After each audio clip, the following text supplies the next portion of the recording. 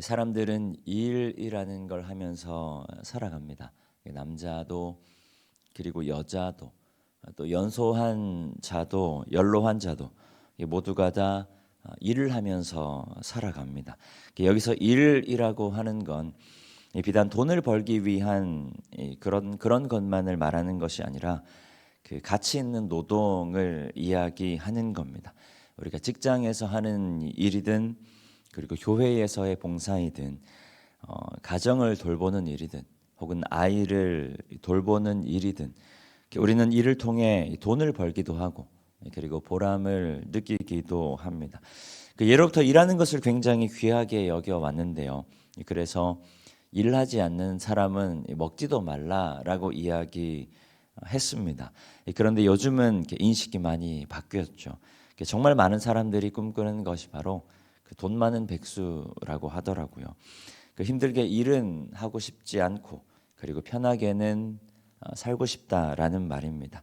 이해가 전혀 안 되는 건 아니죠. 주어진 일과 또 책임을 감당하느라 많이 지쳐 있다 보니까 그 일은 조금 더 적게 하고 싶고 또 누리는 것은 조금 더 많이 누리고 싶은 그런 마음입니다. 그런데 한 가지 안타까운 것은 그 가치 생산 혹은 보람이라는 그 일이 갖고 있는 본질적인 의미는 사라지고 노동 혹은 일을 그 돈을 벌기 위한 하나의 수단으로만 우리가 생각해 버린다라는 것입니다. 본래는 일 자체가 중요한 것이지만 이제는 그 일이 중요한 것이 아니라 그 돈이 중요한 시대가 되었다라는 말입니다. 해서 이 돈을 벌지 못하는 일은 그게 무엇이든 가치 없는 일로 여기게 되었다. 돈이 많이 되는 일은 가치가 있는 것이고 그리고 반드시 해야 하는 일이라고 여기지만 돈이 안 되는 일은 가치가 없는 일이고 그리고 별로 할 필요가 없는 일이라 여긴다라는 것입니다. 이것이 일에 대한 첫 번째 오해입니다. 일이라고 하는 것은 본디 돈을 벌기 위한 수단이라기보다는 그 이전에 노동을 통한 가치 생산이 첫 번째 목적인데요. 그렇게 일을 통해 만들어진 가치에 대한 보상으로 우리가 돈을 받게 되는 것이죠. 그런데 사람들은 마치 돈이 목적인 것처럼 여깁니다. 돈을 받기 위해서만 일을 하고 점점 더 많은 돈을 갈구하게 되는 것입니다. 그런데 오늘 본문 10절 말씀의 지혜자는 일에 대해서 이렇게 이야기합니다. 10절 말씀 함께 읽습니다. 하나님이 인생들에게 우리의 노고, 우리의 일하는 것이 하나님께서 주신 것이라 말하고 있습니다.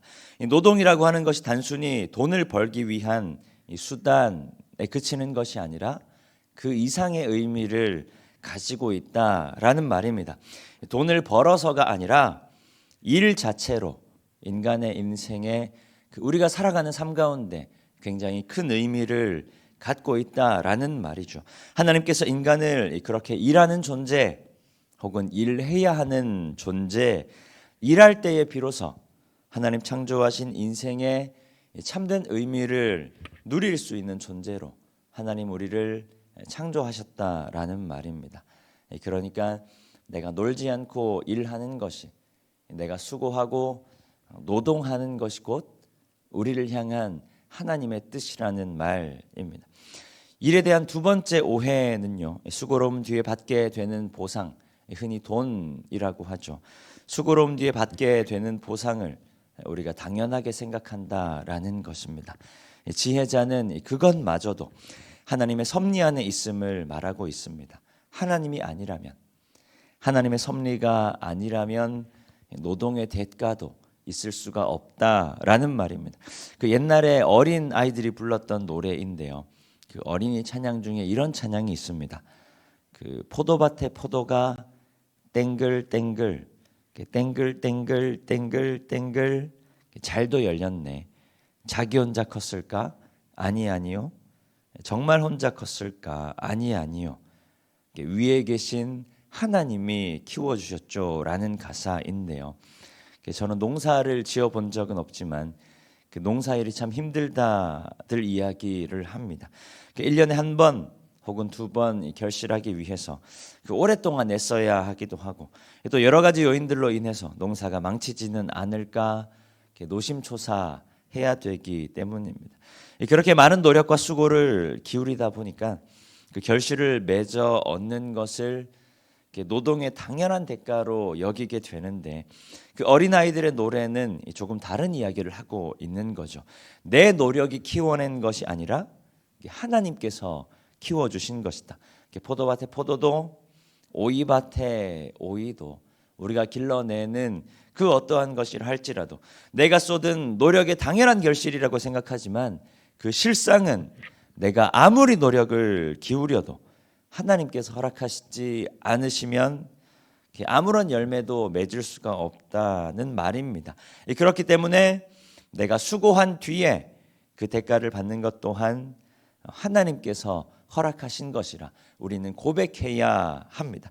오늘 본문 11절 말씀인데요. 우리 한 목소리로 함께 읽습니다. 하나님이 모든 것을 지으시되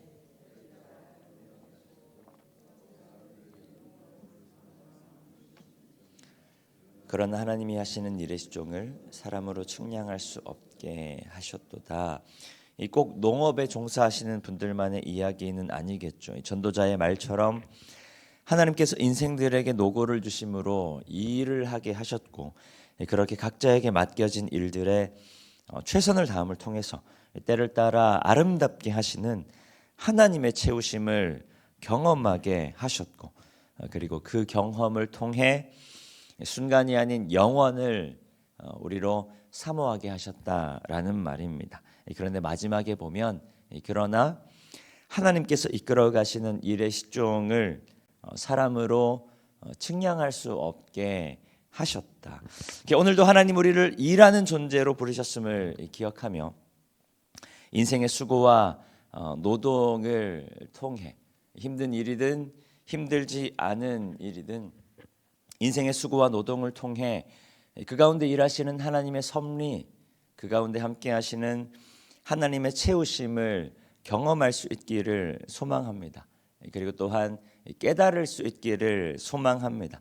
그 섭리를 향해 또한 나를 내어드릴 수 있기를 소망합니다. 우리가 물론 우리의 삶 가운데 일하시는 우리의 삶을 인도해 가시는 또 우리의 삶을 이 세상을 운영해 가시는 그 하나님의 섭리, 하나님의 뜻을 다 이해할 수가 없고 그리고 말씀처럼 다 측량할 수도 없지만요.